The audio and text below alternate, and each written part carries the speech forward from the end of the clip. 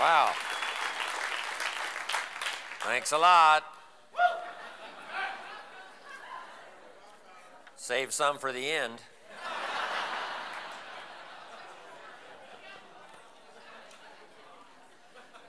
Nice to see all of you. How many of you have never seen me before? This is your first time? Wow. Big percentage. Well, I'm just delighted to be here. It's nice to be back. It says something to be invited back. Doesn't say everything, but it says something. Maybe it says, let's give him one more chance. See if he can get it right this time. And my congratulations to all of you, right, that did the extra work to get here. Made the calls, you know, walked the streets, knocked on the doors, did the meetings, talked to the people, and paid the price. I appreciate that. The big price, of course, being your time to be here. But you're the cream of the crop. You know, you're the ones that are out there doing it and leading the way, picking up the task. And I appreciate that. For someone like me, it's very exciting to have a chance to talk to a group like you because it is unquestionably the most fertile of mental soil in which to drop the seeds of ideas.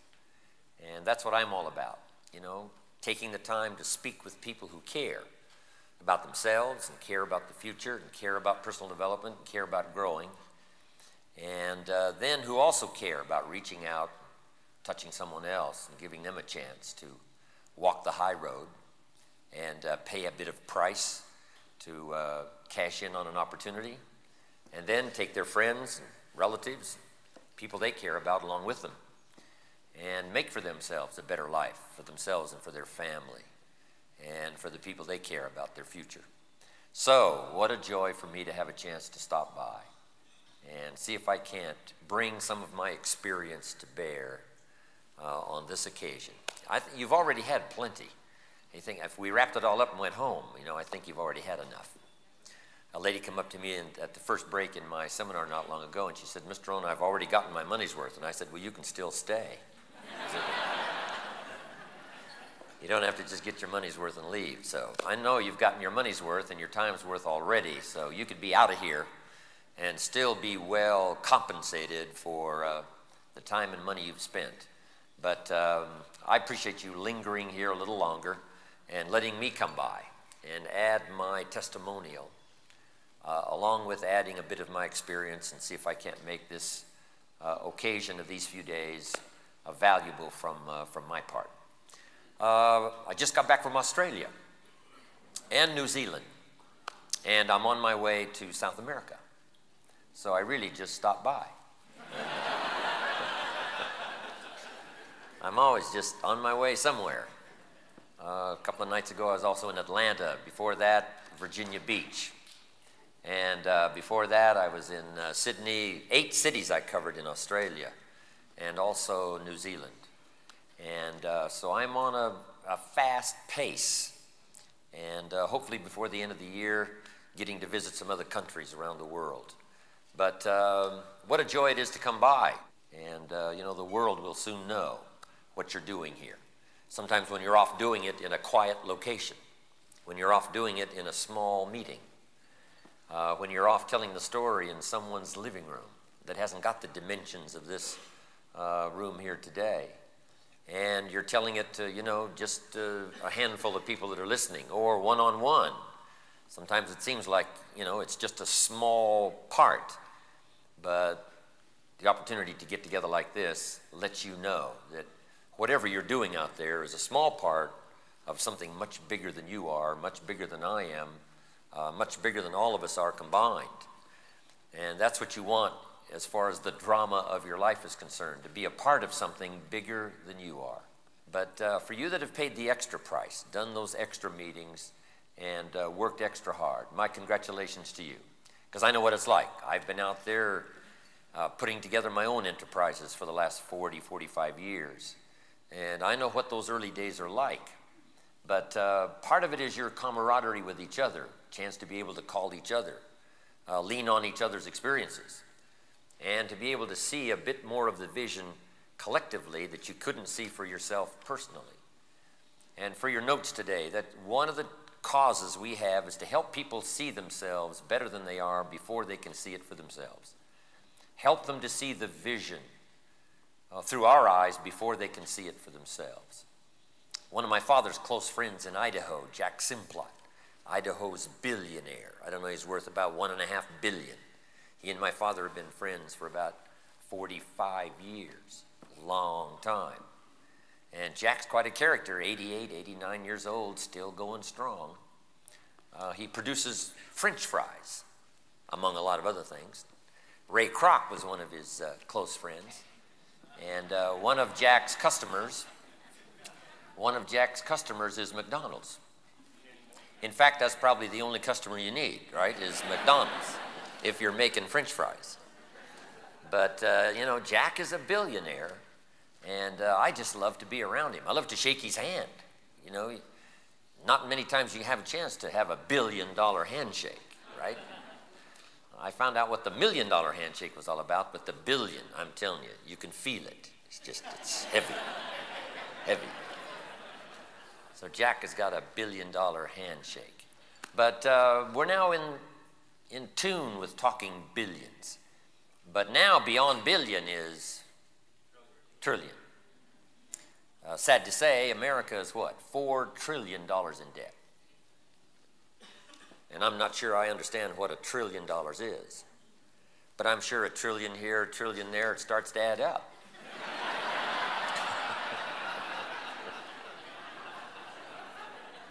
So, you know, the government now is leading the way in using the word trillion. But one of these days, you know, some company is going to move up in the, as we break into the 21st century, some company is going to break into that awesome, awesome number. I don't know how far it's going to be or who it's going to be or how big it's going to be, but the magic trillion. But whether it's trillion or whether it's billions or whether it's millions, opportunity was never greater. And I'd like to have you start your notes with this. My view of the 21st century. Number one, unprecedented opportunity. Unprecedented opportunity. Now that the walls have come tumbling down, communism is in disgrace. You know, the two major questions that the philosophers have been wrestling with the last 6,000 years, here they are. Number one, what constitutes a good government?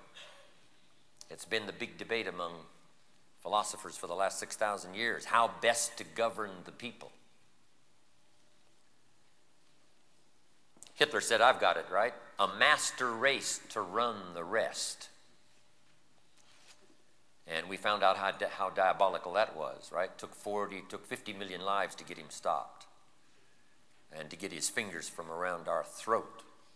What an awesome devastation that was for the whole world. We called it World War II, primarily to stop this diabolical character from exercising his political judgment, not only on his own country, but he tried to inflict it on the whole world, along with his desperate cohorts. And what a bloody conflict that was, as the dark shadows of night passed over us for about, what, 5 years. So, what form of government should we choose? Then communism comes along. Stalin says, we've got the answer. Capital belongs in the hands of the state, not the people. People are too dumb and stupid to know what to do with capital. Capital must be given to the state, the all-wise, all-knowing state. And let the state run everything. Let the dumb people show up for their work assignment. And we were all very well aware of the devastation they caused for the last 75 years as we debated that godless ideology, as they shut down the churches and closed the synagogues and declared that there was no God as official doctrine. And they devastated every country and every person they touched. It is going to take $1 trillion to clean up East Germany. They have already spent $500 billion, and they've got $500 billion yet to go. What a devastation for 75 years. But we finally got rid of communism. The walls came tumbling down. I met Ed Meese on the airplane the other day going to Australia, who was, Ronald Reagan's chief of staff for a while. And I asked Ed, I said, Ed, were you there when Ronald Reagan made his speech at the Berlin Wall, when he thundered, Gorbachev, tear down this wall? He said, no, of all the occasions I would like to have been, that was one, but I had to miss that one. He said, I made most all the rest. But what an occasion that was, and soon after that, the walls finally came tumbling down, communism in disgrace after 75 years of horror. The Iron Curtain dropped all over the world. But finally, it finished. First thing people started to do when the walls came tumbling down was open up the churches. They wanted to sing the Messiah after 75 years of absence in St. Petersburg. And sure enough, not long after that, the Messiah was sung and the bells were rung in St. Petersburg as the long shadow of communism finally was pushed back, pushed back, pushed back. So, what constitutes a good government? Somebody once said, what's best probably would be a benevolent king. The only problem is those two don't usually go together. Most benevolent people don't tend to be kings, and most kings don't tend to be benevolent. But we've preached now all these years, the last 200 and especially the last 75 in debate with communism, the best form of government is democracy and freedom. It's fun to watch freedom when it finally takes hold, democracy when it finally begins its process, free enterprise when it finally starts bringing goods and services to the marketplace from the genius of the people, not the state. It is a marvel to watch when people take pennies and turn it into fortune and take dollars and turn it into enterprise. It's exciting when the government is limited and the people are expanded, and no longer are the people required to serve the state, but the state is required to serve the people. How exciting to watch democracy flourish. I've been in Prague every summer, the last 3 summers. It's exciting to watch freedom now in Prague. You can talk politics now in the cafes in the square and not be afraid. It's fun to watch some of those Eastern European countries with all of the problems and with all that it takes to finally get it sorted out. And, you know, the mafia takes advantage in the old KBJ,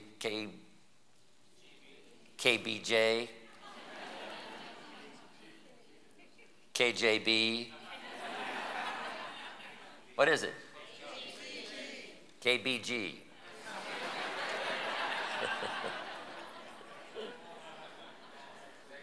As they've turned into the new mafia in Russia. But with all of that, I'm telling you, once freedom starts to go, once the grassroots start to take hold, once people understand that if they take full responsibility, they can build a country second to none, they can enjoy the fruits of their own labor, they can work together and build democracy and freedom, and have the vote the politicians in, vote them out, limited government. I'm telling you, it's fun to watch all that take hold. And since I have a chance to travel around the world, I get to see it many times close up, firsthand. But anyway, freedom and democracy, we feel, is the best form of government. Churchill said, democracy is a little messy, but it's better than any other form of government we've been able to design for the last 6,000 years. So, question 1, what constitutes a good government? Here's question number 2, the philosophers have been wrestling with for the last 6,000 years. What constitutes a good life? What makes life unique and worthwhile as we find ourselves here on this spinning planet headed somewhere? What are the elements of a good life? How do you build a good life? I deal with that in some of my other seminar material. But those are big questions to ask. What constitutes a good government? What constitutes a good life? But in the 21st century, my opinion, there's going to be expanded opportunity as democracy has now taken hold around the world. I'm off to South America to see some more of it next month. Mexico City, with all of the challenges. I'm telling you, once the air blows clean and there's a chance for people to take charge of their own lives and their own destinies and put together the capital of their lives, the capital of their time, the capital of their money, and the capital of their ideas, blended together with others to build enterprise and build a community and build a state and then build a country. I'm telling you, it starts to work wonders. But next century, 21, number one is going to be unprecedented opportunity. But here's number two, keen competition. But that should whet the appetite of everyone in this room, keen competition. Competition, we're ready for competition. The nations are going to compete. Ideologies are going to compete. Communism still wants to rear its ugly head. Socialism still wants to pronounce, no, no, no. The people aren't competent enough to run their own destiny. They need bigger and bigger and bigger government. The ideologies are going to compete in the 21st century. Countries are going to compete. Industries are going to compete. But that's what's going to make a healthy chance to build the dynamics of the 21st century. And if we can hold back from the insanity of an atomic holocaust, which it looks like we've done the last few years, backing away from the abyss, I think we've got a pretty good chance. At least I'm telling my grandchildren and my children that the chances were probably never better. Now, the dangers are not that far away, but the chances were never better for reason to prevail and for opportunity to be spread around the world among, 5 to 6 billion people that inhabit the globe. We've got the best chance. Now, it doesn't mean that we're not going to blow it, but at least we've got a chance. Here's a unique thing about the beginning of the 21st century. We haven't messed it up yet. That's the unique part about waking up in the morning. Here's what you want to do is get up early, right? Be thankful in the early part of the day that you haven't messed it up yet. You've got a clean day to write a clean script, a chance to correct some mistakes of the past, a chance to capture some vision of the future, and a chance to write some real script about life, your life, and enterprise, and your participation as you march on down the road. So we've got a chance, 21st century. We've got a chance the next millennium. We've got a chance the next decade. And here's what I'd like to have you consider: getting ready the next 4.5 years for the 21st century. That's what part of this proceedings is all about. Not just to build a company, not just to build an enterprise here, but for all of us to get ready with our families and with the people we care about to march with confident steps into the 21st century. So that's what we're here about. That's why we want to learn. That's why we want to study. That's why we want to grow. That's why we want to take the time to sharpen our pencils, open up our journals, and one more time, listen intently to the testimonials. Listen intently to each other. Listen intently to the conversations. Listen intently to what's delivered at this podium.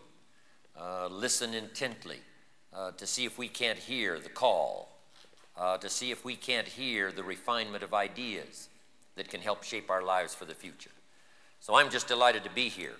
This is a strategic moment in time in this young company's history.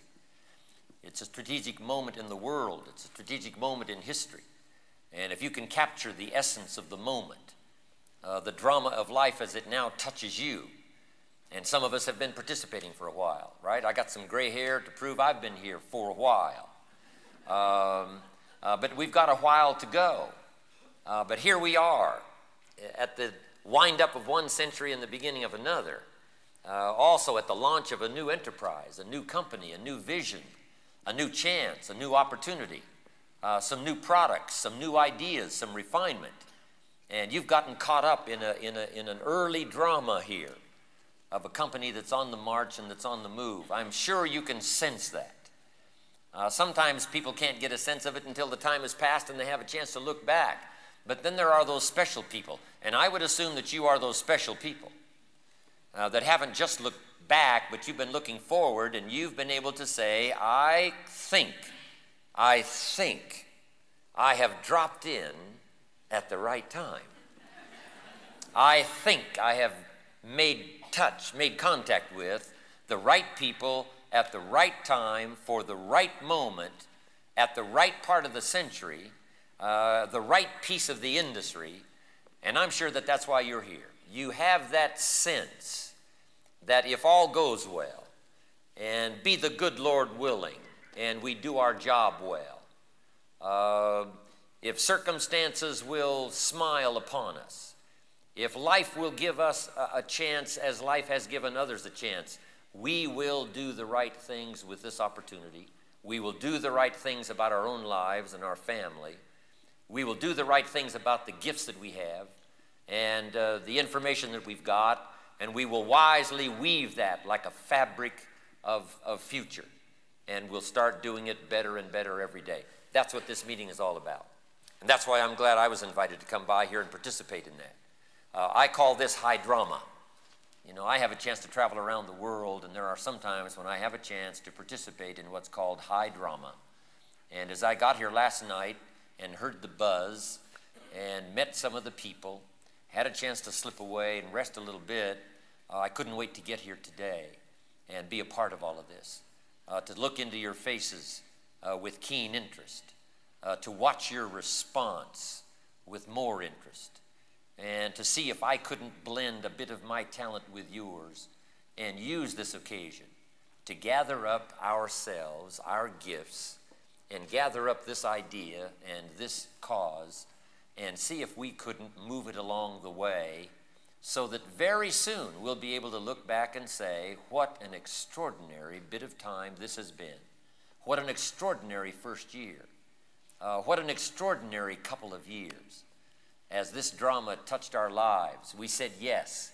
We started participating. We rolled up our sleeves. We went to work. We put in the time. We put in the effort to see if we couldn't blend our spirit with others and make it something unusual and make it powerful. Destiny is here. Of course, it's possible to mess it up. That history reads like that for the last 6,000 years. But with all of the factors going here, there's no reason to do that. There's no reason that every problem can't be solved. There's no reason that every, hitch can't be taken care of. There's no reason why, as this whole thing starts to unfold, that we can't each take a piece of it and say, hey, I'll solve my piece. And then the leadership will solve their piece. The company will solve whatever problems they have to solve. And my organization, we'll get that in line so that each person takes a piece of it. And then the drama starts to take shape. And that's already happening. It's fun to watch. I'm in touch here, seeing what's going on. And I couldn't be more delighted with what's happened so early, so fast, so quick. And all of that is due to your participation, your interest, blending your life with the lives that got this thing going. And I'm just delighted to be a part of it. So glad I got a chance to come by. All right.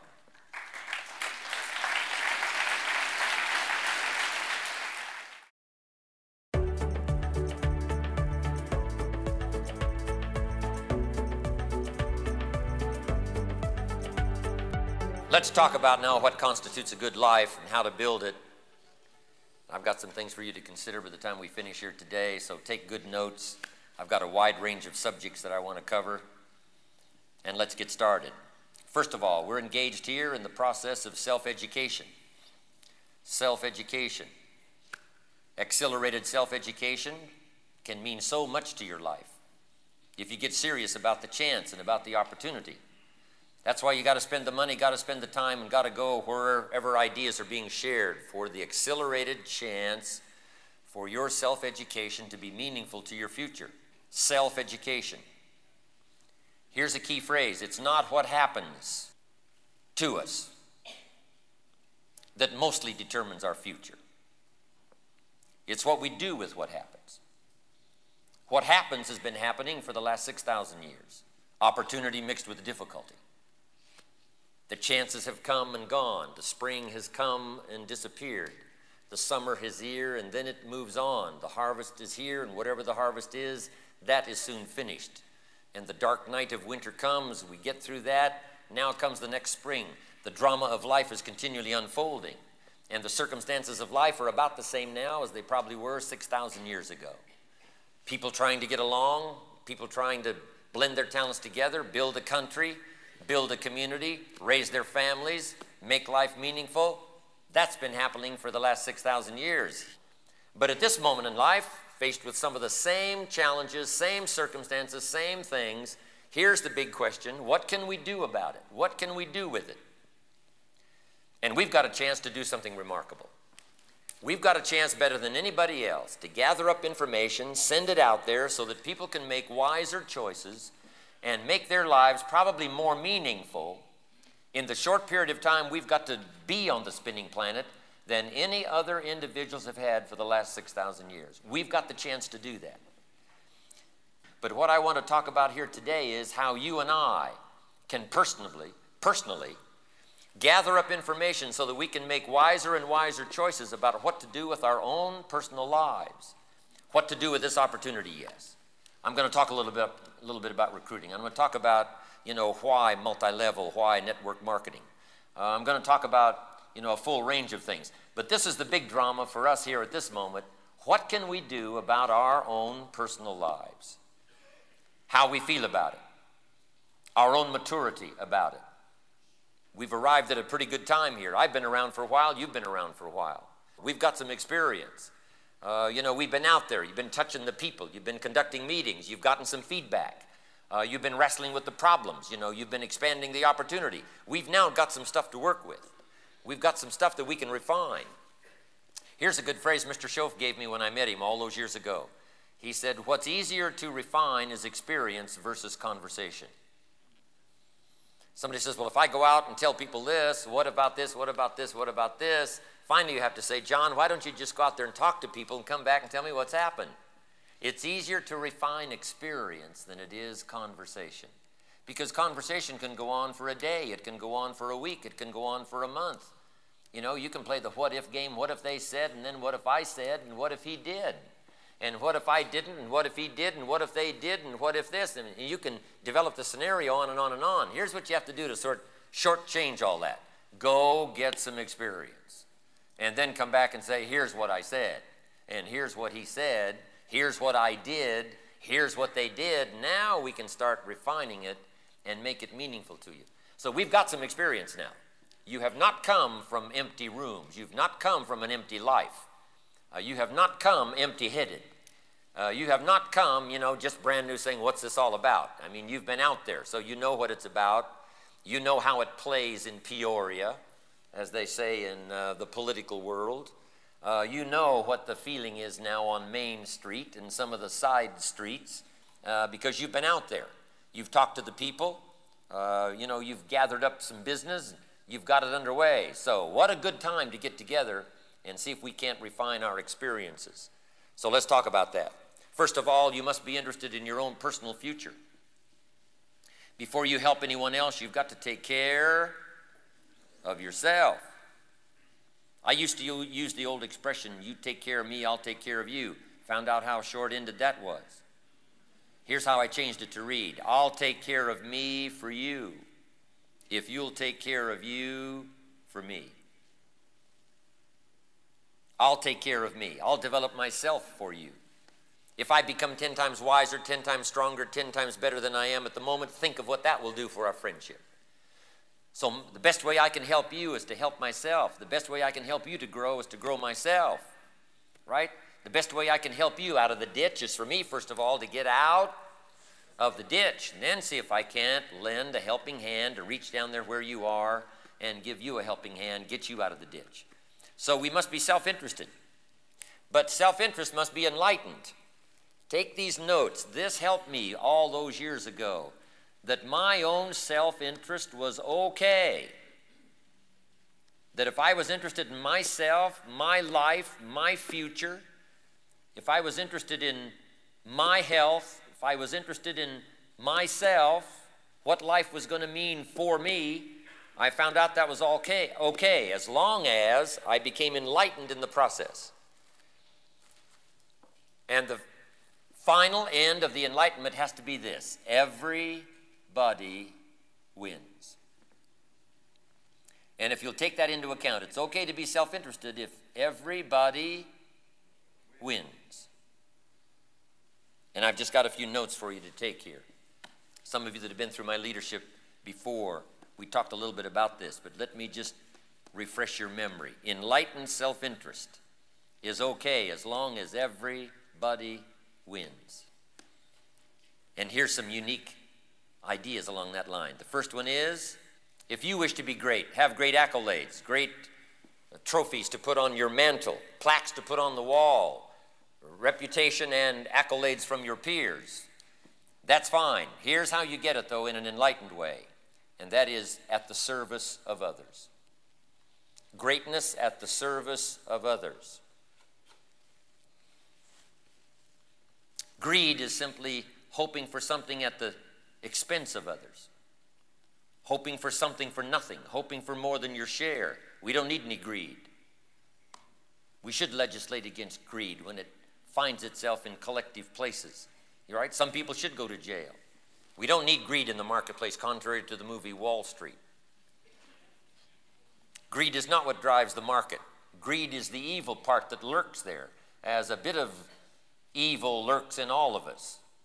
Because here's the ultimate goal of life. You might make this note here. The ultimate goal in life is to become the most of the good in us and the least of the bad in us. That conflict resides within all of us. So we must drive that dark side of our nature into a small corner. But now if you become enlightened in terms of self-interest, it's okay, because greatness at the service of others is legitimate, because everybody wins. He that wishes to be great, let him find a way to serve the many. And there's no better opportunity for all of you than to take hold of this opportunity and reach out and serve the many. I know you're on your way. Just start thinking in larger numbers. That is the key to greatness, figuring out ways to serve the many. Now here's how you get good at it. Start with one or two. Start with whoever's close at hand. Start with somebody next to you. Start with a neighbor. Start with a friend. Start with a relative. Start with somebody. Pass along an idea to someone that's weary, the ancient prophet said, and you've done the greatest of deeds. Speaking a word in season to someone weary. It means start with one. Yes, I do a seminar. I had 2,500 the other night in Sydney, Australia. But it took me a while to get 2,500 people in a seminar. My first seminars were 25, 30, 40, 50, and 100. If you would have said, right, you got to go talk to 2,500, you wouldn't have been able to find me. I would have ran away. Couldn't have talked to that many people. But you can then, people now do come and say, Mr. Rohn, you know, 1 year ago, 5 years ago, 10 years ago, 20 years ago, here's what's happened to me, thanks a lot. But guess how that all gets started? One at a time to begin with. If you sit down with someone tomorrow morning and have breakfast and recommend a book, recommend an idea, pass along something to them, they may well come back a year later and say, here's what's happened to me. And you know where it all got started? That breakfast we had the other morning when you said to me, read this book. I'm telling you, that led to another book, led to another book. That led me to take this class. And there I met this person, and then this happened, and this happened, and this went on. And guess what? This whole chain reaction started back when you took the time on a Tuesday morning to recommend a book. And you can have just as many accolades as I have. Yes, I've been out there for a while. Yes, my audience is larger than yours. But I'm telling you, where you get the practice is one-on-one. One-on-one. I love to talk one-on-one. I'm probably even better in smaller groups than I am in larger groups. I'm a lot more animated when the room is small, when there's just a few. In my enterprises, a lot more animated. I'm a lot more conservative at this podium. I'm a lot more conservative when the audiences are this large. But when the room is small, maybe once in a while you might have a chance to get in on one of my small rooms where I let it all hang out. But anyway, touching people one at a time to get the practice. Here's how you get the practice to speak to 1,000. You speak to 1, and you speak to 2, and you speak to 3, and you speak to 5. But here's what you must do. Speak with the intent of getting better, so that when the occasion calls for you to speak to 100, you'll be ready. When the occasion calls for 1,000, you'll be ready. Ready to serve the many. That's where fortune is. It is easy to earn a fortune if you render fortunes of service. And it's called legitimate fortune. You don't have to apologize for it. You don't have to feel bad about it. If you have served that many, then you deserve the fortune. You deserve the mega return. If you wish to be great, find a way to serve the many. Here's the next self-interest tip. To be ruler over many, you must be faithful with the few. To be ruler over many. Some of you have got visions here now of building a big organization, and well, you should have. With this opportunity, there's no reason why you cannot. Think in terms of 10, and then 50, and then 100, and then 500, and then 1,000. Before too long, there's going to be some of you, your own organization, when you call a meeting, will be this size. I want to have a chance to drop by when just your organization's key people represents a room full of people just like this. That's going to be an awesome experience for you. But here's what I'm asking you to do. Earn it. Earn the privilege of having an organization of key people this big. I'm telling you, people sitting in this room right now, it won't be long until you will have earned the right to have this many key people in your class. And if I get a chance to come and pay you honor, I will be happy to do that. I love to watch people grow. I love to watch them change. I love to watch them pick up the challenge. Some of you I've known now for just a little while, and already you're making changes. Right? When we get people new, I'm telling you, it's interesting. Right? They're scared when they start.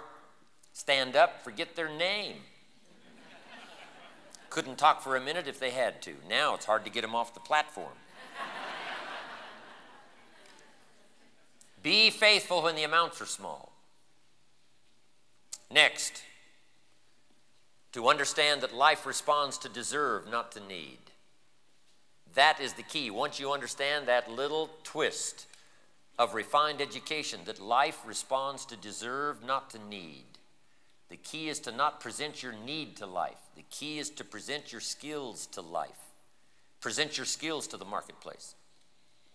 Guy goes to get a job and he says, well, I need this, and I need this, and I need this, and I need this. And the marketplace says, could we please talk to somebody else? This guy's got too many needs. So here's the key.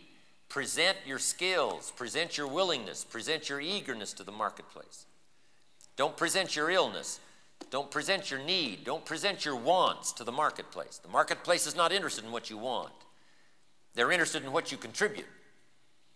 And if you switch around and say, I'm going to whisper my wants to the people who understand, and I'm going to share my skills with a marketplace who needs my services.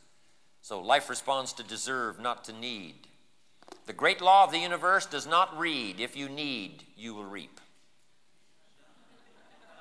Here's how it reads. If you plant, you will reap. Finding ways to plant. That's what this session is all about. Finding some extra ways to plant more diligently, to plant more efficiently, to plant more consistently, to plant more enthusiastically, to refine the planting until a little planting now yields a lot bigger harvest than a lot that was carelessly done maybe 6 months ago. That's what this is all about, the refinement of your time, the refinement of your activity. But here's the key. Bring your seed to the marketplace. Not your need. Hide your need and show your seed. Bring your skills. The marketplace will respond. The need is already there. We don't have to worry about the need. Somebody once gave this secret to success. Let me give it to you. It's in a few simple parts. Here it is. Number one, if you want to be successful, find a great human need. Find a great human need. Now, we could go through a long list of human needs, right? Humans need liberty. Humans need food. Humans need shelter. Humans need information. Humans need a support system, especially in those early years. Humans need friendship, camaraderie. Here's a major one. Humans need enterprise. We were meant for enterprise. Old Testament says what? 6 days labor, 1 day rest. That is a clear indication. Humans were meant for enterprise. We were meant to make something of what we've been presented with. Seed, soil, sunshine, rain, miracle of life. We were meant to see what we could do with opportunity. See what we could do with an economy. See what we could do with chances. That's what life is all about, enterprise. So if you wish to be successful, find a great human need. Humans need dignity. Humans need self-esteem. Humans need good health to sustain themselves for as long as they can possibly live. Humans need to think beyond themselves. Long list of human needs. But the secret to success says, find a great human need. Then here's the second part. Then find the answer. Now, how can we find the answer? And here's what's exciting. When genius minds get busy, they find an answer. When minds of experience get busy, answers are on the way. When the genius goes to work, you can expect a masterpiece. When a genius begins his task, you can expect a corporate work of art. When genius begins to work, you can expect harmony and symphony. When genius goes to work, good health is soon to follow. When genius goes to work, organizations can be created. Politically, the country can be stable if genius goes to work. If genius rests, if genius is wasted, if genius is not employed, we all suffer. So thank God for the genius that comes and finds an answer to the great human need. Now here's the third part. Number one, secret to success is find a great human need. Number two is to find the answer. And here's number three, to take the answer in quality and quantity of service to the marketplace. To take the answer in quality, and that's up front here, quality service. That's got to be up front with you, quality service. A good idea in the hands of a careless person does not serve the country well. A good idea in the hands of someone who lets it slip, lets it drift, tarnishes it with immorality, I'm telling you, does not serve the country well. But a good idea in careful hands, a good idea interested in quality service, and then the next word was what? Quantity. Really pouring it on. See how many numbers you can put together. See how many people you can reach. Start thinking in terms of, instead of 5, think of 50. Instead of 50, think of 500. Instead of 500, think of 5,000. And soon you'll be able to think of 50,000. And you'll be able to think of 5 million. I'm asking you to do that. Find a great human need. Find the answer to the need. Take the answer in quality and quantity of service. And then here's the last part. To as many as you can reach in a lifetime. Why not make a good idea a lifetime quest? As many as you can reach in a lifetime. Now maybe it's a lifetime that you want to participate. But at least an extended vision on out there that calls forth the best in you of training, laboring, developing, finding out what's possible and what you could possibly do with it.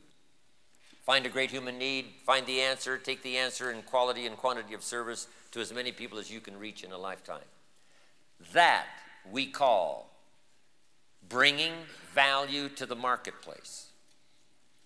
And then if you do that, here's what happens. You deserve the reward. You deserve the fortune. You deserve the return.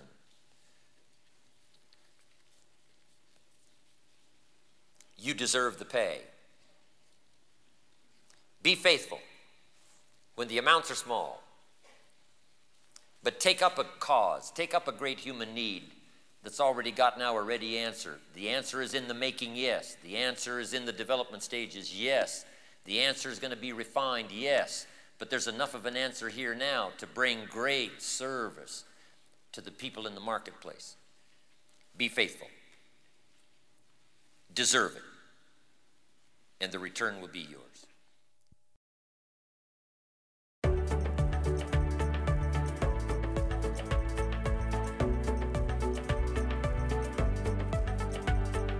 Here's some more on self-interest. If you wish to find, you must search. Got to be congratulated for being here today. You're on the search for good ideas. You're on the search for information. You're on the search for inspiration. You're on the search for camaraderie. You're on the search for human contact. You're on the search for the vision. You're on the search for making it clear. And I appreciate that. And here's what it says. If you search, you will find. It is a promise. Now here's the last one on enlightened self-interest, and we'll move on to another subject. And that is, if you wish to receive, you must give. Giving is part of the human drama that is so extraordinary, it's beyond belief. The ultimate in giving is to give your life. But short of that, giving can take on the dimensions of something that moves the human heart and the human soul. Giving is the widest, broadest, deepest, most incredible opportunity life can possibly afford. The ability to give, the ability to share, the ability to take a piece of your life and invest it in someone else's life. And here's your best chance for a miracle: investing life into life. Just take that phrase with you and ponder it. I've used it before, but it bears repeating. I have a chance today to invest my life in how many people's lives? Quite a few. No telling how many miracles might come from this opportunity to invest a piece of my life into your life, to invest a piece of my experience into your consciousness, and let the genius of your mind pick that up along with the rest of what you've heard here on this special occasion, and see if you can't transform it into a tapestry. You can't transform it into harmony. You can't transform it into activity and enterprise and business. And then you'll deserve the return. If you give, you receive. In fact, the prophet said this: it's much better to give than it is to receive. Now, for those that are not educated, that wouldn't make sense. But here's why giving is better than receiving. It's because giving starts the receiving process. That's why it's better. Giving does not mean it's gone. Giving means it's invested. What do we expect from an investment? A return. And here's the rest of it: a return multiplied. Now, here's the last part of enlightened self-interest that is so important. All sophisticated people would say, I wish to pay fair price for what the paying will make of me. Just make that note. I wish to pay fair price. You're going to be asked to pay, not just the cost of being here in time and money.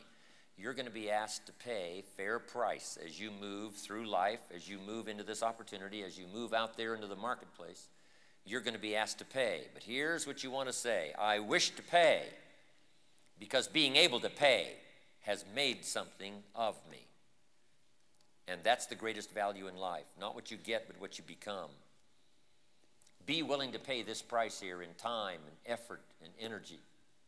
A bit of your cash, yes, but the biggest cost is going to be your time. The biggest cost is going to be your energy, your effort.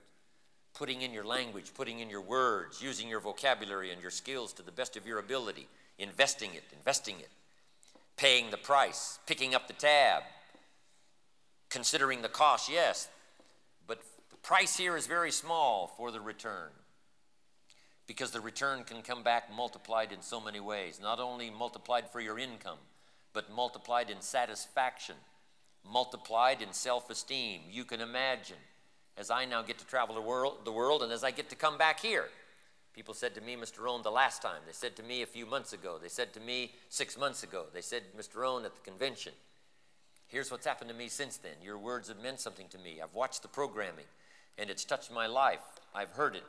And I've gotten value from it. Thank you so much. You see, you can't buy that with money, right? You got to go through customs. You got to get on an airplane. You got to stay in a hotel. I don't need to stay in another hotel. I don't need to sleep in a strange bed. I don't need to eat coffee shop food.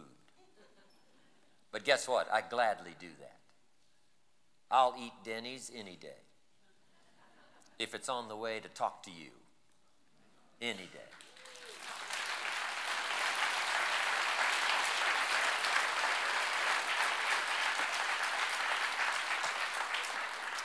Small price to pay to put up with a few inconveniences. Small price to pay on a daily basis to put out the energy and to put out the effort for someone to say, your life experiences was meaningful to me, here's what's happening. Small price to pay for the return. Now that we live in an extraordinary country, now that you have a hold of an extraordinary opportunity, and now that you've got a chance to be around extraordinary people who share among themselves extraordinary ideas, there's no reason why the small price that it's going to cost here in time and effort and energy cannot give you a return beyond your imagination. Little did I know growing up in the farms of Idaho that the return for me would be so gigantic. Little did I know when I met my mentor at age 25 that by paying that bit of price of rearranging my philosophy and paying a bit of the pain of giving up the blaming someone else and taking the blame myself, that bit of pain that I had to go through accepting full responsibility, the bit of pain I had to go through learning those skills, the bit of pain I had to go through doing it over and over, learning the skills of communication, learning the skills of recruiting and sales, learning the skills of organization, learning the skills of enterprise. The bit of pain I had to go through. Little did I know back then how small the price was going to be compared to the incredible return. And I promise you that will happen for you. If you will carefully here, pay this price. If you will consistently here, pay this price. If you will conscientiously here, pay this price. I promise you, the reward will come in dimensions that you cannot now imagine. You will have places to serve. You will have places to go. You will have people coming back to you as the years unfold saying, you've touched my life, you've touched my health, you've touched my family, you've touched my future, along with your bank account that grows. That's not the most important thing to grow. Here's the most important thing to grow: self-esteem, self-worth, self-judgment that says, I paid the price, the return is mine, it tastes sweet, and it's not just the money in the bank, it's not what you can count in terms of coin. It's what you can count in terms of heart. It's what you can count in terms of soul. It's what you can count in terms of friendship. It's what you can count in terms of relationships. It's what you can count in terms of someone smiling in your face and saying, you're meaningful to me. You've been valuable to me. When you add all of that up, it's beyond rubies. It's beyond diamonds. It's beyond millions. It's beyond treasures hidden away in the earth. It's beyond all other value, this kind of value that's shared among human beings. That's why I'm here, right? Not here for the money, don't need the money. I'm not here because, I just love to travel, right? I am here to make an investment. And the drama of payoff for me, especially the last 25 years, has been so extraordinary that to have a chance one more time to come here and make a deposit of my experience, I wouldn't have missed the opportunity. I wouldn't have missed it. Whatever I had to do to get here. Fly all night, fly all day. Take care of whatever tasks need to be taken care of, right? When I finally discovered this morning my suit need ironing, guess who ironed it? Guess who pressed it? I did. Pressed my own suit. Pressed my own shirt. I thought sure they'd be okay, but I didn't check till this morning. You're supposed to check the night before, and I was a little late. So sure enough, this morning, before the proceedings were underway, I'm up there with the ironing board. You should see me. I'm a sight to see. I am not good at it. In fact, it probably shows. I appreciate that. But guess what? I gladly do all that.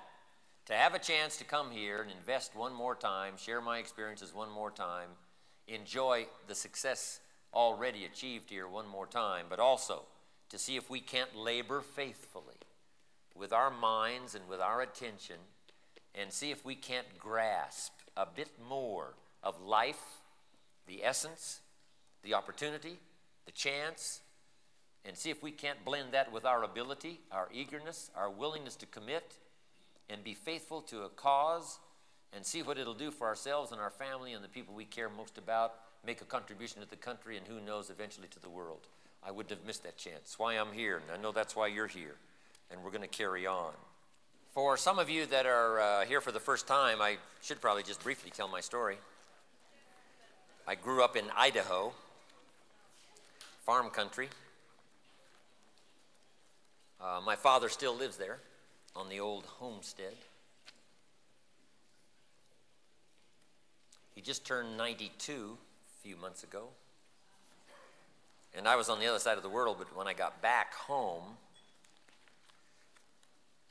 just a little while back, he was so proud to show me he got his driver's license renewed for 4 years. Till he's 96. So he's excited about that. Anyway, I went to high school, this little farm community, southwest Idaho. Our farm overlooks the Snake River. Neat place to grow up. I was born in Yakima, Washington. But my parents moved to Idaho when I was 1 year old, so I grew up there.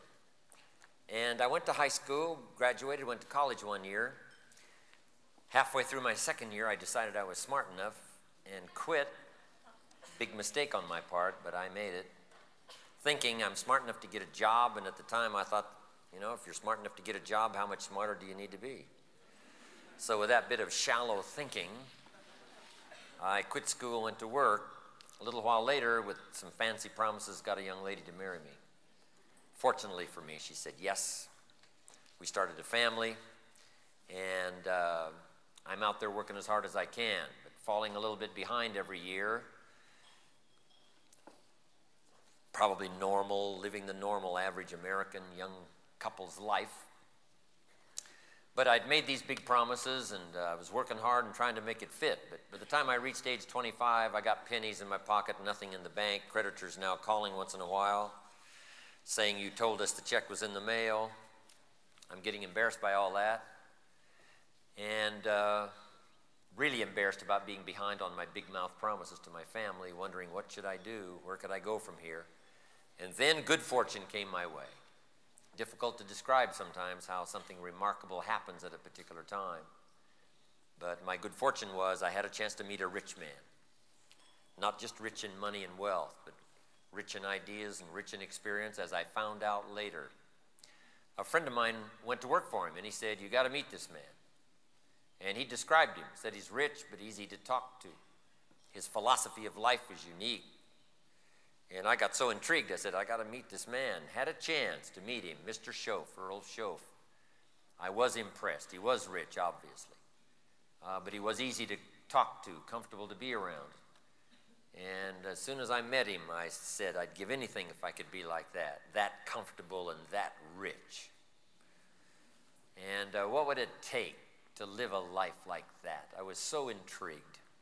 And then I thought, if I could just get around somebody like him, if he'd teach me, I'd learn it all. And that was my good fortune.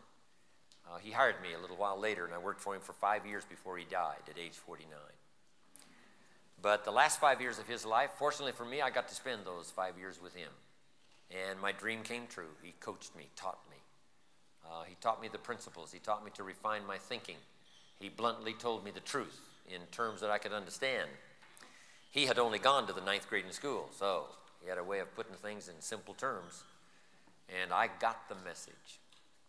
And the things he shared with me during that 5 years before he died literally transformed my life. Incredibly changed my bank account, changed my income, changed my future, changed everything. And what a chance that was for me to get around someone who had the ideas and was willing to share. A lot of rich people aren't that willing to share it, but I found one that was. And it was an extraordinary experience. Changed my bank account, certainly. By the time I was 31, I was a millionaire. But he changed my thinking. A lot of the things I speak about today, the origin of those thoughts came from that 5-year experience. I've expanded on it. My own experience has taught me. And I've had other mentors along the way that have added to my life, given me things to ponder and wonder about. And they have coached me and taught me along the way. But this was the beginning. Now, my parents laid a great foundation. I was an only child. You know, they spoiled me. But they also taught me, laid a good foundation that served me as an anchor all these years. But Mr. Schoaf opened up the world and let me know that I could become anything I wanted to become. My income could change, my health could change, my relationships could change. I could do whatever I wanted to, travel the world and live an extraordinary life. He opened that all up for me during that 5-year period. So I will always be grateful for having a chance to meet someone and to spend some time with someone who cared so much about investing in someone else's life. I was the beneficiary. I promised him before he died that I would share. I would share with the people I worked with like he shared with me. And that was the beginning. I didn't know it was going to be for the public. And now I do public seminars. Living in Beverly Hills, a man said to me once, Jim, you got to come tell your story to my service club, the Rotary he belonged to. And I went and shared this breakfast speech. They liked it. My phone rang 2 more times that day. And I started spending some time talking now, little talks, breakfast talks, luncheon talks for the public, for these service clubs, outside my own business. and liked it very much. Then one day a man said, if you'll come talk to my management and salespeople, I'll pay you. And that started a whole brand new career, speaking for companies, corporations, as well as for the public. But it started with this man who was willing to impart to me his teaching and his training over a 5-year period. And some of the notes that I'm now about to share with you, you'll find, I'm sure, some identification with, because the little company he had me start with that he was a part of was called Abunda Vita. Abunda Vita was a little multi-level company, we called it back then, network marketing we call now, and that was the first time I had ever seen the increasing discount schedule. And my mother had studied nutrition, so I was interested in nutrition, and this little Abunda Vita program was a nutritional product, and here's what we called it, a nutritional support system. When you eat a plate full of food, you can't be sure that you've gotten all the vitamins and minerals. So if you take these 2 greens and 1 yellow, now that erases the question mark, and now you're sure. And so I started with that little product and got introduced to network marketing. Now, he got me to building homes and developing land. I built homes in Arizona and a few other enterprises. But what made the most impact on my life was my association with him in network marketing. And he sold me on the fact that I could make a fortune, farm boy from Idaho, raised in obscurity to the rest of the world, limited education, 1 year of college, that didn't matter, that I could use this new plan. And back then, the increasing discount schedule and network marketing was fairly new. One of the old originators was Nutrilite. Nutrilite was the forerunner of the big daddy now, Amway. But it was just getting started back there in those early days. The increasing discount schedule, multi-level, home-based business, start part-time, and I learned it. Now, I've done a lot of other things in terms of enterprise, from fine jewelry to the taco business, and you can't be much more diversified than that.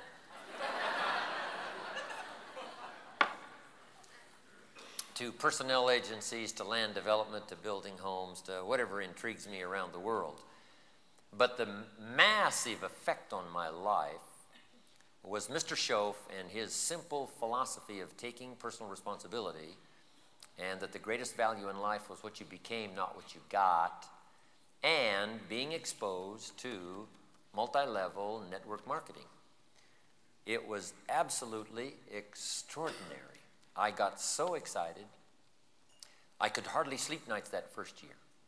I multiplied my income by 5 first year. I started part-time. My first goal was to make as much money part-time as I was making on my full-time job. I did that in about 4 or 5 months. My next goal was to make twice as much money part-time as I was making full-time. I did that in about 7 or 8 months. Now I'm still reluctant to go full-time. And the reason? I didn't want to give up my story. If I could show you a way to make twice as much money part-time as you're making full-time, would you be interested in at least taking a look? I'm telling you, I could recruit anything that breathed. At least I could get them to look. So finally, it didn't make sense not to go full-time, but I was reluctant. I wanted to keep that story, making twice as much money part-time as I was making full-time. Now, I didn't have much of a challenge because I wasn't making that much money. By the time I ended the first year, though, I did multiply my income by 5. Now, it didn't take all that much to multiply it by 5 because I was a clerk in a store working for Sears when I met Schoaf off the farm, so I wasn't doing very well. But anyway, what a drama that was on my life. And my other enterprises are all special to me in all the things I've done. Mr. Schoaf gave me an entrepreneurial idea. He said, find a uniquely successful, a uniquely talented person and build a company around him. My home building company in Arizona was such an enterprise. And give them a piece of the action, you know, set it up and go for it. What a time saver that turned out to be later. Because I used to start something and try to find somebody. He said, no, find somebody and then start something. So I did that. And now, of course, you know, in Idaho, it's agriculture and livestock. My neighbor and I are going to probably put a little vineyard in. Idaho's getting to be famous now for its wines. A little place called Saint Chapelle. Neat little place. And so all that diversity. But the drama that changed my life and still affects my life, and the people I love to spend the most time with are people like you that find this kind of opportunity that has such a magnificent reach and does so much in terms of exposing you to ideas for personal development, setting goals, leadership, and all the rest of the skills that are difficult to come by working in orthodox corporate America. Now, orthodox corporate America is part of the stability of America, and it's part of the scene, it's part of the marketplace. But the dynamics, especially in the last 50, 60 years of network marketing, giving a chance for what I've been teaching kids now for a lot of years, for capitalism to flourish at the grassroots level. A senator asked me not long ago, what is it about multi-level? What is it about network marketing that makes it flourish so well? And here's what I told him for your notes. I said, it's grassroots capitalism in action. And I was exposed to that at age 25, how to turn pennies into fortune. Now, years ago, it used to be franchising, but, you know, they finally got out of reach for the average person to reach for. So along comes network marketing, a chance to turn desire into riches. Napoleon Hill wrote the book, Think and Grow Rich. And here's part of the essence of the book, how to turn desire into riches. Now, there's some steps in between desire and riches, but you begin with the desire. And that's what's phenomenal about network marketing, a chance to turn pennies into fortune, a chance to turn nothing into something, a chance to truly make the American dream come true by participating in capitalism at the grassroots level. I learned all that when I was 25 years old. I was so stunned by the increasing discount schedule marketing plan. That first night, I was up till at least 3 o'clock in the morning, and I made about $2 million.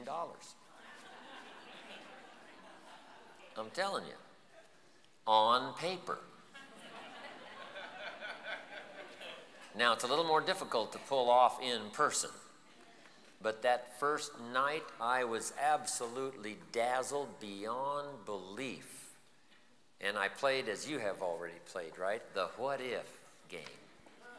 What if I had 3 and if they each had 3? What if I had 5 and they each had 5? What if I had 10? What if I had 100? What if I had 100 and they each had 5? And those 5 each had 2? I'm telling you, that first night, I became wealthy.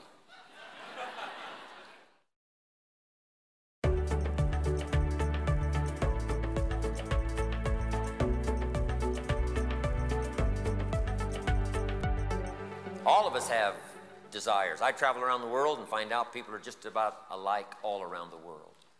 We all have desires. We all want to do something worthwhile. We all want to be meaningful to our family.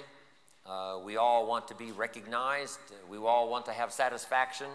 We were meant for enterprise. We've all got those similar desires. But here's what people are looking for that you've got now in your hands to take to the marketplace, and that's called ways and means. Ways and means to go from here to there. Ways and means to go from where I am to where I want to finally be. Ways and means to take what I've got, because I can't take any more than what I've got and turn it into more than I've got.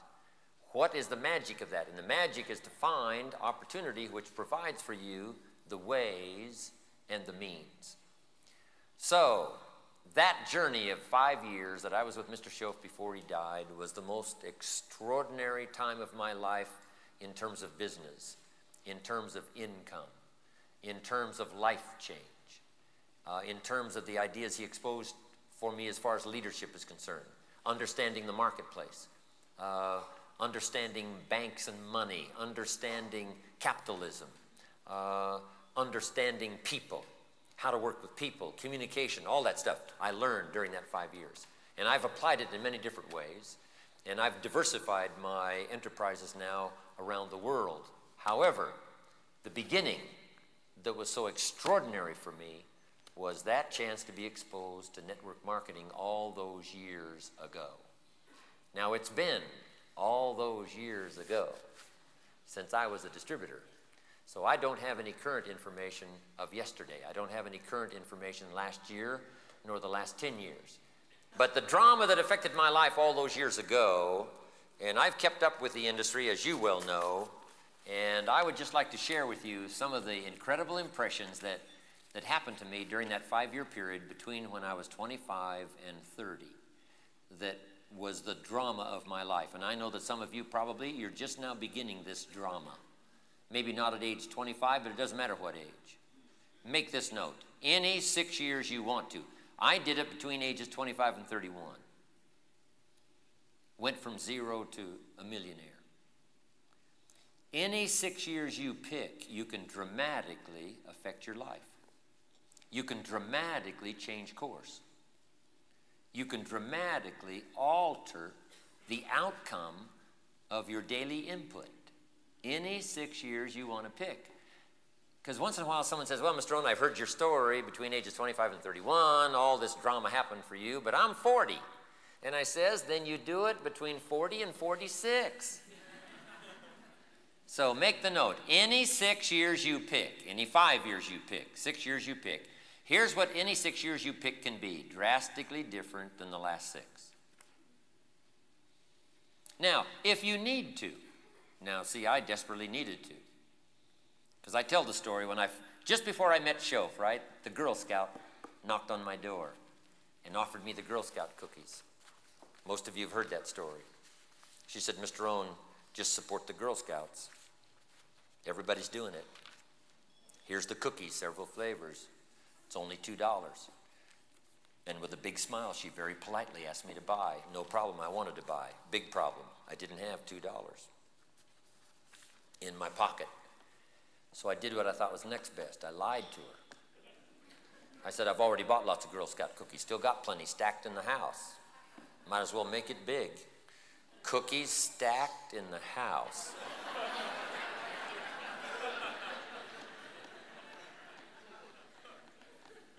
She said, oh, that's wonderful. Thank you very much for the Girl Scouts. And she walked away, big smile. When she left, I said to myself, I don't want to live like this anymore. How low can you get lying to a Girl Scout? I mean, that's the ultimate.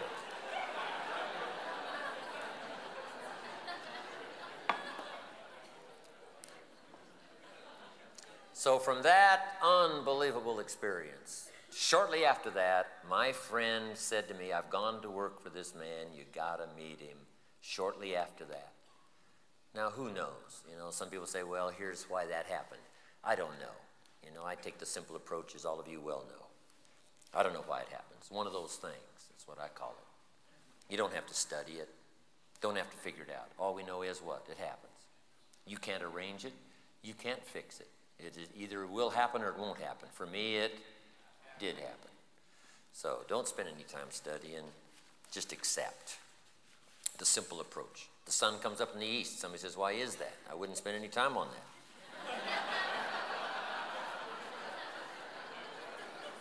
It's called one of those things. You don't have to worry about it. Just let the obvious be your best teacher. After the fact is the best teacher. And we've all got plenty of after the fact experience that says, you know, interesting things happen. We don't know why. Somebody says, well, when the student is ready, the teacher will appear. Well, it'd be hard for you to explain that. And maybe it's true. I'm not saying it isn't true. But it's, you know, if it's a mystery, leave it a mystery. And I'm not sure that always when the student is ready, the teacher appears. You know, I've been ready and the teacher was late. I mean, no, I'm not saying that isn't true. But what I'm saying is the drama of my life was greatly affected at a time when I needed it most. If I would have met Mr. Shof 2 years earlier, I might have shrugged him off saying, hey, I've got things going. But 2 years later, I'd had enough of those embarrassing experiences to say, I'm ready to listen.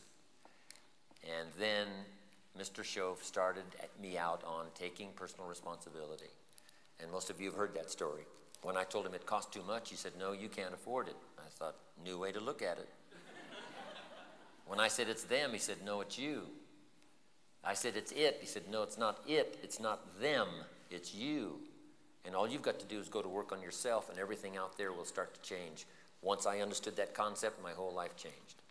But within the drama of that personal development experience was also the drama of getting into network marketing, touching other people's lives with something of value. And that's about how simple network marketing is, touching other people's lives with something of value. It's the simplest form of economics that you can teach to children, touching someone's life with something of value, bringing goods and services to the marketplace. You know, there's other ways to say it, but that's just about as simple as you can say it. An opportunity to touch many people's lives with something of value. And the many people is determined by you. You can talk to 3 or 4, build a little business around home, or you can talk to 1,000, build a big business, eventually internationally, build mega business. The same formula works for everybody. Start small and grow big. Or you can start big and grow bigger. I mean, you know, start wherever you want to start. So, introduce to network marketing. Now, let me give you a little bit of scenario on what I learned, why network marketing. Here's number 1, in business for yourself, but not by yourself. A chance to try your own wings at America's opportunity called capitalism. And here's where capital is the safest, in the hands of the many, not the few. That's why capital in the hands of the government is unsafe, because it's in the hands of too few. We also have antitrust so that capital won't collect into the hands of too few. I did that session on power here, I think, not long ago. Power tends to corrupt. So the best way for capital to serve is for capital to be distributed among the many. Now, here's what the many have to be taught: how to use it. They need ways and means. So here was one of the first lessons I learned. Profits are better than wages. It's noble to earn wages and make a living, but it's exciting to earn profits and make a fortune. Once kids understand that, they'll go bonkers. Because you can earn a profit long before you can earn a wage, legitimately. In business for yourself, almost everybody wishes for that. If I could have a business, right? If I could be my own boss, if I could come and go as I pleased, if I could, you know, grow as fast as I wanted to grow, a lot faster than I can do on an ordinary orthodox job. How could I do that? Here's the answer. The answer is network marketing. A chance to be in business for yourself. But here's the rest of it that's exciting. Not by yourself. In business for yourself, but not by yourself. All you have to do is look around here, and there's what we call group dynamics working here. All you had to bring to this session was yourself. One person. But you carry away the atmosphere of everybody. You carry away the spirit of everybody. You carry away the image of this many people sitting in this room at this level. This is called near the summit. But here's the whole key. For yourself, but not by yourself. A support system second to none. And one of the things we all need in the list of needs that I gave before is a support system, right? When we're just babies, we need the support system of our family to take care of us and until we can finally take care of ourselves, to show us the future until we can see it for ourselves, to see us better than we are before we become better than we are. That support system is necessary. And that's one of the advantages of multi-level, being in business for yourself, being able to design your own future, being able to make it as big as you want to, take your time if you want to, slow as you want to, fast as you want to, build it as big as you want to, as wide as you want to, as high as you want to, go as far as you want to, cash in as much as you want to. This is called the American dream coming true. Yes, there's the American dream of the young lad that started in the mail room and now he's the chief executive of the corporation. But how many stories like there are there? There's not millions. But in multi-level, it's the chance to start from scratch. A chance to start from scratch. And if you're starting from scratch, we can show you how to do that. If you're scared, we can show you how to start scared. Right? Hand somebody a brochure and just run away. We'll teach you how to do that. We'll teach you how to make sure your phone number's on it.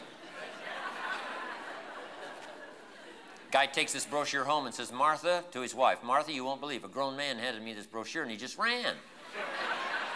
She says, well, what is it? He says, I don't know.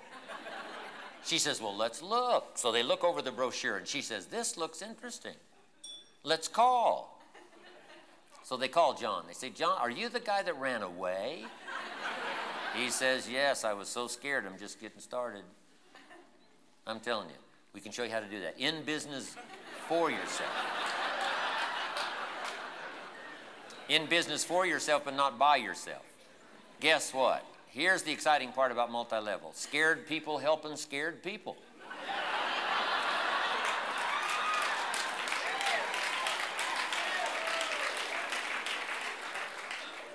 Right? Some of you just walked out of the dark. But you can help somebody the very first day that you walk out of the dark. You can help somebody that's in the dark. The very first day something dawns on you, you can go share it with someone else. When Show first taught me about setting goals, I got so excited that day I could hardly stand it. I went to my friend Charlie Garrett. I said, Charlie, look what the man showed me. I'm going to set goals and change my life. I said, Charlie, why don't you do it? Do it with me. Right? You've been a clod just like me. I said, let's do it, let's do it. As I think back now, that was my first seminar. Charlie Garrett. I leaped upon him. I said, come on, Charlie, look what the man showed me. So that's what's exciting about multi-level. Chance to be in business for yourself. Design your own life. Design the dimensions. Remember, wages are noble for making a living. Profits are exciting for making a fortune. And you can combine both to begin with. Next, all the tax advantages. I learned that right away of being in business for yourself. The tax advantages. All of the write-offs. Now, that's not the only reason for being in business for yourself, but mark it down. It is a major one. You can make your own list. Everything you can think of, all the reasons for belonging to network marketing. Next, a chance to be a sponsor. A chance to bring other people into the business. And here you can just let your dreams go. You can bring 2 people into the business. You can bring 5 people into the business. You can bring 10, you can bring 100. You can bring 1 person a day. Add this up, 3 a day in a year is 1,000. 3 a day in a year is 1,000. 3 of anything a day in a year is 1,000. Hand out 3 brochures a day and run. In a year, by the time you've, passed a little bit while, you won't run anymore. So they'll be more effective. But 3 of anything in a year is 1,000. 3 phone calls a day in a year is 1,000. Right? 3 meetings a day in a year is 1,000 meetings. Make this note. You can't do something positive 1,000 times without something extraordinary happening. Can't. Even if you're not good at it to start with. In sales, I learned. Just, go around looking pitiful. Somebody will buy. Just to help out. If you just went around saying, you wouldn't want to buy anything, would you? Somebody's going to say what? Well, maybe I would. What are you selling? You can't say mind your own business. No, you got to tell them.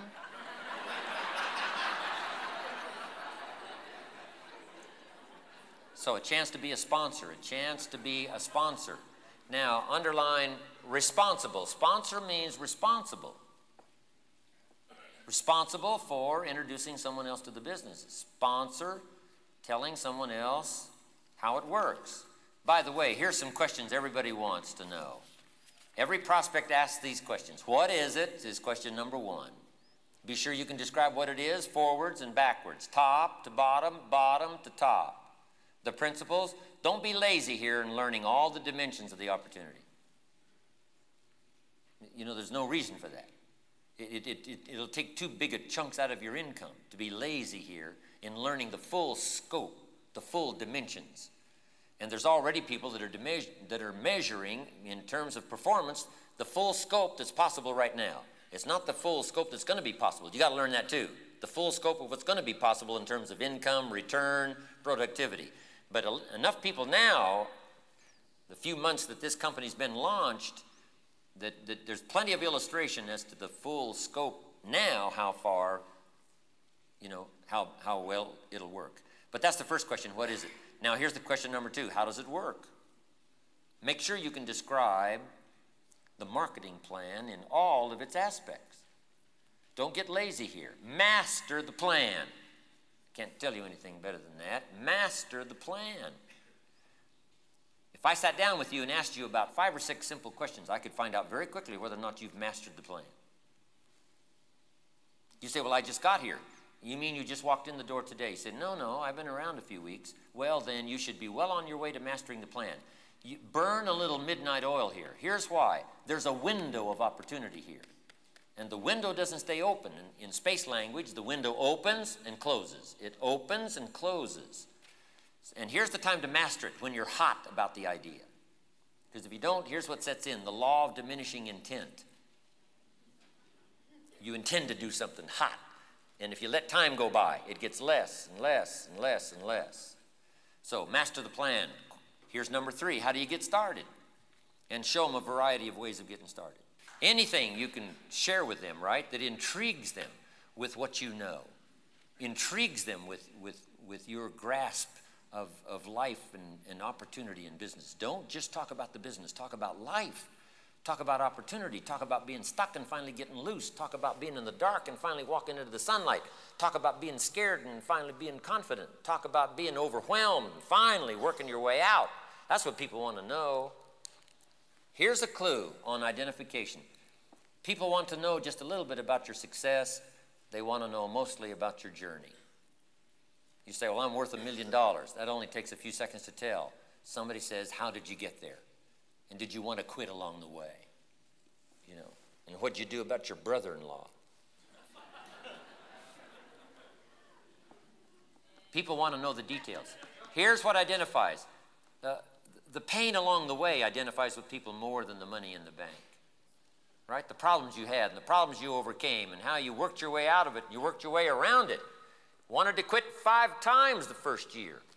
Finally hung in there, and I said to myself, no, I'm not giving this thing up. This is too big. This is too great. And I'm telling you, finally it turned. Finally it turned. That's what people want to know. They want to know your trials, not the amount of money you got in the bank. That's just the result. You can get that done in a minute or 2. The rest of the time now you got to spend on what it can do for you. How I walked out of pain into feeling better. I walked away from illness into health. Okay. So, master the plan. Number 1, what is it? Number 2, master the plan. How does it work? Here's number 3, how do you get started? Now here's number 4, everybody wants to know this. Can I do it? Someone like me. I only have limited education. I've got limited amount of money. You know, I've got limited experience. I don't have any support at home. I'm all by myself. I'm a senior citizen. Is there any chance for me? Someone says, do you take teenagers? You got to have some answers for that. Now, here's what I want you to put in parentheses. Gather all the stories. You got to have a backlog of stories. So if you're talking to a teacher, you got teacher stories. If you're talking to a teenager, you got teenage stories. If you're talking to a senior citizen, you got senior citizen stories. Don't get lazy here. Applying yourself to this opportunity is going to be the biggest payoff you ever had. If you get lazy here, it'll be ordinary. Here's what laziness does. Turns an extraordinary opportunity into an ordinary income. How come some people don't do much with it? It's because by their own laziness, they've taken an extraordinary opportunity and gotten very little from it. Why? It's not because the opportunity isn't great. It's because they didn't apply themselves. If you asked them 3 questions about the marketing plan, they wouldn't know. If you asked them 6 questions about the product, they could probably maybe struggle through. They haven't really applied themselves. So I'm asking you, and I'm sure you already have. I'm not getting on your case. These are for the people that aren't here. Take the message home to them. Get on their case for me. Jim Rohn said, come home, get on your case. Can I do it? You got to have a bag full of answers to prove that someone like them can do it. Their color, their religion, where they live, on their side of town, with their kind of circumstances, with their age, with their background, with their lack of education. You've got to be able to say, yes, and here's why. And now that we've grown this big, you can already say, I've met the people. just like you. I've met someone just like you. Now, before you leave, here's what else you got to do. Take some pictures so you can match the testimonial with the picture. Here's a lady that walked out of the shadows into the sunlight. If you say, I know a lady that walked out of the shadows into the sunlight, it's a lot more effective to say, see this lady?